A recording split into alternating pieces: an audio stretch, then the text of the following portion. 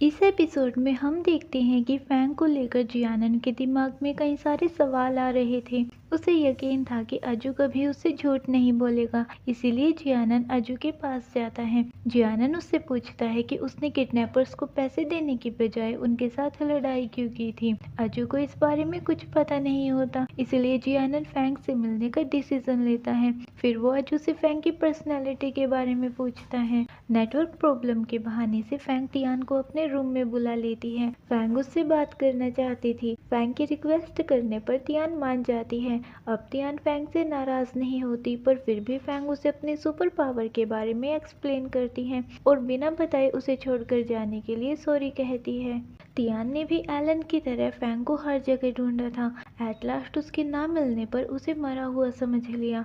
ये सब जानकर फैंग उससे दोबारा से माफी मांगती है और उसे बताती है कि उसे गुड बाय कहना नहीं आता, क्योंकि उसके पेरेंट्स जो उसके दिल के सबसे करीब थे उसे बिना गुड बाय बोले हमेशा के लिए चले गए थे। इसके बाद उन दोनों में फिर से दोस्ती हो जाती है।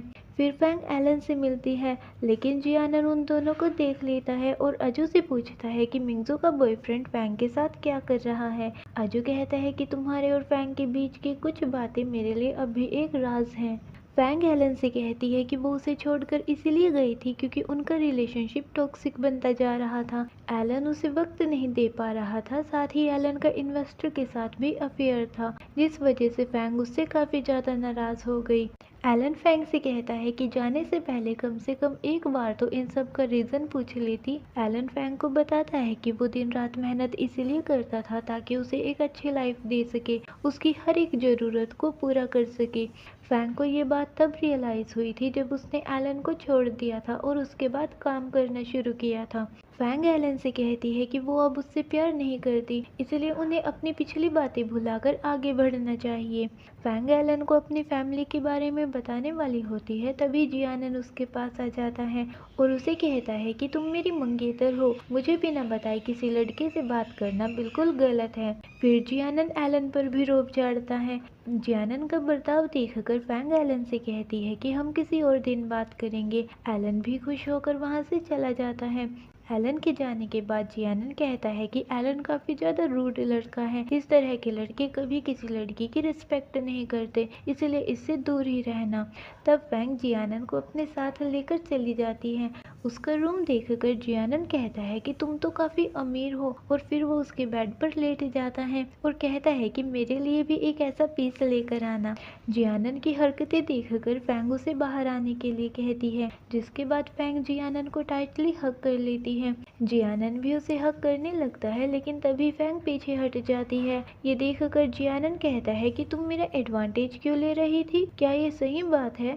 इसके बाद फैंग जियानन को उसकी फेवरेट ड्रिंक बना कर देती है। जियानन उससे पूछता है कि मेरे हॉस्पिटल जाने से लेकर डिस्चार्ज होने तक तुम मुझसे मिलने क्यों नहीं आई थी, और तुम एलन को भी डेट कर रही हो, तुम मुझे पसंद करती भी हो या फिर नहीं? फैंग उसकी बात का कोई जवाब नहीं देती क्योंकि जियानन की मेमोरी लॉस हो चुकी थी। जियानन उससे कहता है कि तुम्हें मेरी मेमोरी लौटाने के लिए कुछ तो करना चाहिए, आखिरकार तुम मेरी मंगेतर हो। बाय द वे, पहले हम कितने क्लोज थे? ये सुनकर फैंग ब्लश करने लग जाती है।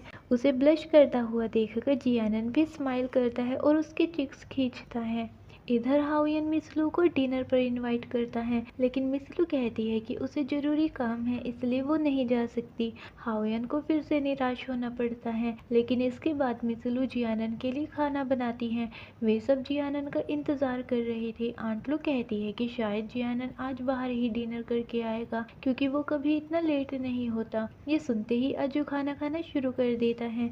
मिसलू अजू से पूछती है कि जियानन कब तक आएगा। अजू कहता है कि मिसलू, मैं ना तो जियानन की गर्लफ्रेंड हूँ और ना ही उसकी मंगेतर, इसलिए मुझसे उसके बारे में मत पूछो। ये सुनकर मिसलू पहले तो इरिटेट हो जाती है, लेकिन फिर वो अजू से उसके बारे में पूछने लग जाती है, उसका होम टाउन कहाँ पर है और उसने जियानन के लिए काम करना कब शुरू किया था। अजू कहता है कि मिसलू, कंपनी के पास मेरी सारी इन्फॉर्मेशन मौजूद है, आप वहाँ से चेक कर सकती हो। मिसलू कहती है कि मैं तो सिर्फ एक दोस्त होने के नाते तुमसे पूछ रही थी। अजू कहता है कि हम दोस्त नहीं हैं। मिसलू को अजू का बर्ताव बिल्कुल भी अच्छा नहीं लगता और जियानन के ना आने पर मिसलू वहाँ से जाने लगती है, लेकिन जियानन को घर पर देखकर वे दोनों सरप्राइज हो जाती हैं। मिसलू जियानन को डिनर के लिए पूछती है, लेकिन जियानन मना कर देता है। जियानन मिसलू को बताता है कि उसे फैंग के बारे में कुछ भी याद नहीं है। तब मिसलू को ये भी पता चल जाता है कि जियानन को ये भी याद नहीं है कि उसकी जान कैसे बची थी। मिसलू जियानन की इस हालत का फायदा उठाने की कोशिश करती है और जियानन से कहती है कि पहले तुम फैंग को बिल्कुल भी पसंद नहीं करते थे,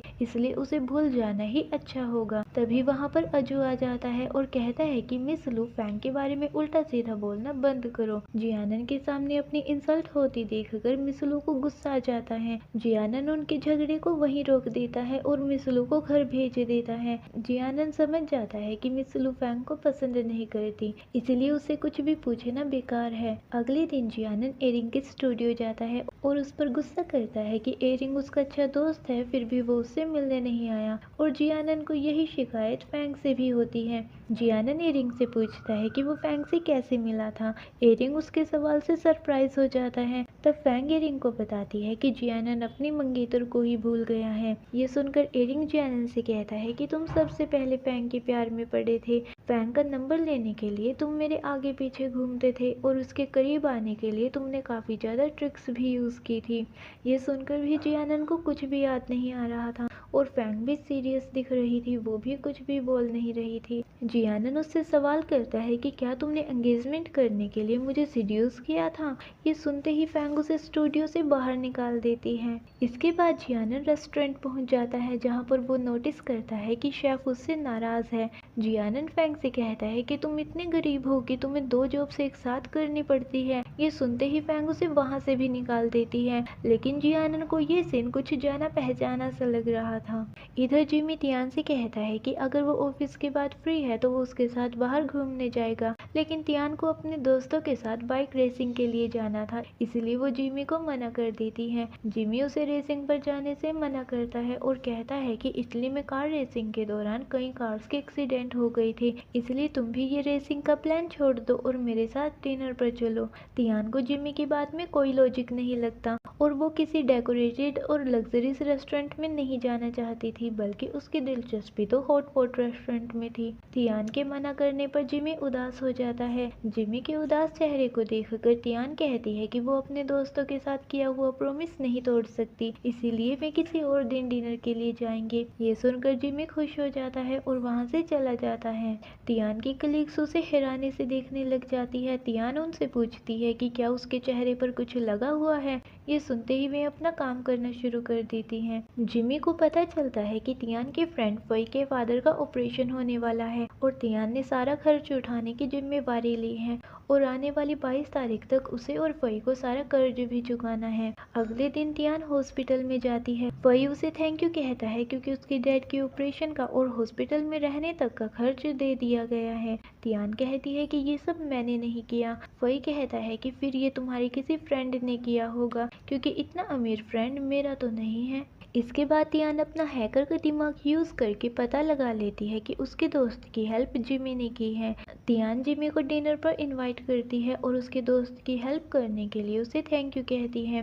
फिर तियान जिमी को समझाती है कि वो एक हैकर है, लेकिन उसने आज तक किसी की भी पर्सनल इंफॉर्मेशन नहीं देखी है और जिमी को भी इस बात का ख्याल रखना चाहिए कि वो इस तरह से किसी की इन्वेस्टिगेशन न करे। जिमी उसकी बात मान जाता है, जिसके बाद वो दोनों डिनर एंजॉय करते हैं। मिंगजू की ग्रेजुएशन सेरेमनी होती है। मिंगजू जानती थी कि उसका ब्रेकअप हो गया है, पर फिर भी वो एलन के लिए इनविटेशन कार्ड लिखती है। अगले दिन जियानन मिंगजू से मिलने जाता है। जियानन का प्लान होता है कि वो मिंगजू के साथ सेरेमनी में जाएगा, लेकिन मिंगजू पहले ही चली गई थी। तब जियानन को वो कार्ड मिलता है जो मिंगजू ने एलन के लिए लिखा था। उस कार्ड को पढ़ने के बाद जियानन एलन से मिलने जाता है। जियानन एलन को इनविटेशन कार्ड देते हुए कहता है कि अगर तुम मिंगजू को पसंद करते हो तो उसकी ग्रेजुएशन सेरेमनी अटेंड कर लेना, और अगर तुम उसे पसंद नहीं करते तो हमेशा के लिए उससे दूर चले चले जाओ। जियानन के जाने के बाद एलन अपना डिसीजन ले लेता है, जिसके बाद वो मिंगजू की सेरेमनी अटेंड करता है। मिंगजू उसे देखकर काफी ज्यादा खुश हो जाती है। इसके बाद एलन भी उसके साथ फोटोज लेता है। मिंगजू वहाँ पर काफी इंजॉय करती है। सेरेमनी होने के बाद एलन मिंगजू को उसके घर पर ड्रॉप करता है, जहाँ पर मिंगजू उसे एकदम से किस कर लेती है और अपने घर चली जाती है। मिंगजू का ये बर्ताव देखकर एलन स्माइल करने लग जाता है। अजू जियानन को बताता है कि फैंग को किडनैप करने वाले लोग वहाँ से भाग गए हैं। उनमें से एक को अरेस्ट कर लिया गया है, जिसने बताया है कि उन्हें कुछ दिनों के लिए फैंग को कैद में रखने के लिए कहा गया था और ये काम गैरी ने उन्हें दिया था। जियानन उसे गैरी पर नजर रखने के लिए कहता है, लेकिन अजू कहता है कि शायद गैरी भी पुलिस से बचकर भाग गया होगा। एलन नोटिस करता है कि गैरी 2 दिन से ऑफिस नहीं आ रहा है। इसके बाद एलन गैरी के खास मैनेजर से मिलता है और उससे पूछता है कि गैरी कहाँ पर है। मैनेजर बात को घुमा फिरा रहा था, जिससे एलन को गुस्सा आ जाता है। तभी वहाँ पर जियानन आ जाता है। जियानन एलन से कहता है कि तुम्हारा पार्टनर गैरी फैंग की किडनैपिंग में शामिल था, कहाँ पर है वो। एलन कहता है कि गैरी ऐसा कुछ नहीं कर सकता, फैंग ने उसका क्या बिगाड़ा है। तब एलन को याद आता है कि फैंग उसे गैरी के बारे में वोट करने आई थी, उसने गैरी की इन्वेस्टिगेशन की थी। जियानन कहता है तुम्हें क्या लगता है, फैंग तुम्हें पसंद करती है इसलिए उसने तुम्हें इन्फॉर्म किया। तभी वहाँ पर मिंगजू आ जाती है। मिंगजू को ऑफिस सूट में देखकर जियानन हैरान हो जाता है। मिंगजू कहती है कि वो यहाँ पर इंटरव्यू देने आई है, वो यहाँ पर काम करना चाहती है ताकि हर रोज एलन से मिल सके। ये सुनकर एलन हंसने लग जाता है। जियानन कहता है कि इसका पार्टनर गैरी एक किडनैपर है, इसलिए तुम यहाँ पर काम नहीं करोगी, और वो मिंगजू को लेकर चला जाता है। एलन गैरी की वजह से परेशान हो जाता है। गैरी के छिप जाने की वजह से मिस लू का काम भी अटक गया था। मिस्टर तैंग उसे कहते हैं कि वो जल्द से जल्द अपना काम पूरा करें, क्योंकि उन्हें इन्फॉर्मेशन मिली है कि शैंगहोंग कंपनी भी एलन की कंपनी खरीदना चाहती है। मिस लू सीक्रेटली गैरी से मिलने जाती है और उसे कहती है कि उसे एलन को हमारे पास कंपनी बेचने के लिए फोर्स करना ही होगा।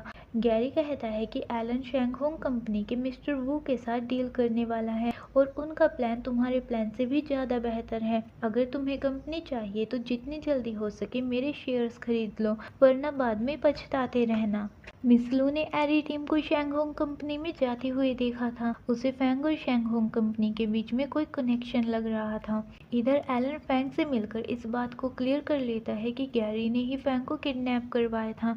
एलन अपने पार्टनर की ओर से फैंग को सॉरी कहता है। एलन को लगता है कि फैंग उसे पसंद करती है, इसलिए उसने गैरी की इन्वेस्टिगेशन की थी, जिस वजह से वो फंस गई। फैंग एलन को समझाती है कि इन सब का उससे कोई लेना देना नहीं है। फैंग उसे बताने लगती है कि उसने गैरी की इन्वेस्टिगेशन क्यों की थी। तभी एलन के पास गैरी का कॉल आ जाता है और वो फैंग की बात सुने बिना गैरी से मिलने चले जाता है। गैरी के पास पहुंचते ही एलन उसे पंच करता है और कहता है कि उसने फैंग को किडनैप क्यों किया था।